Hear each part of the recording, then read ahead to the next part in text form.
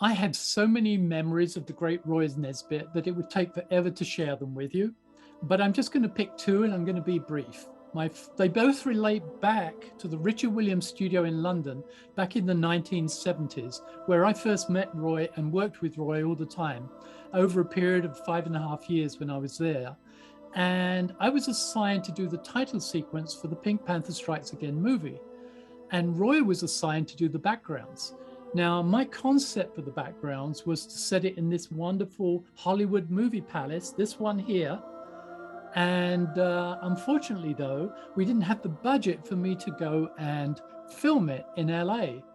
So Roy came up with this amazing concept. He said, look, why don't I go and photograph all the historic theaters in London?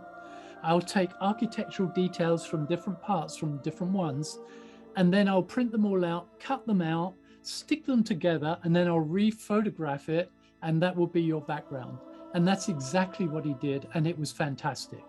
Now, if you watch the movie titles, you'll see this incredible theater that just doesn't exist, except it existed in Roy's imagination and through his camera. Now, the other memory back in those studio days was every year Ken Harris, the great Ken Harris from Warner Brothers, would come over and work on The Cobbler and the Thief. And I was assigned as his apprentice by Richard Williams to pick his brains and learn all the secrets of Warner Brothers animation and then share it to the rest of the studio. And that was really a very privileged position.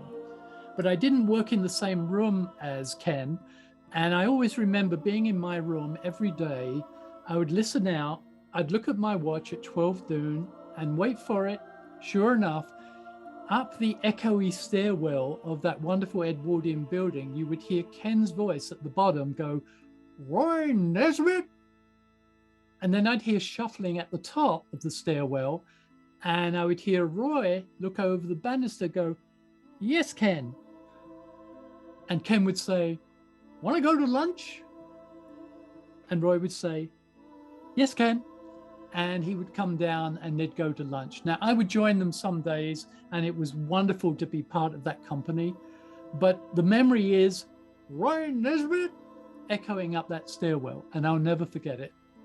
So I know, among other things, Roy was a great beer drinker, which I'm not. I'm not a beer drinker. But right now, I want to raise a glass or a drinking canister with my best filtered water and say, cheers, Roy. Thank you for a wonderful life well spent, and thank you for so many wonderful memories. Cheers, mate.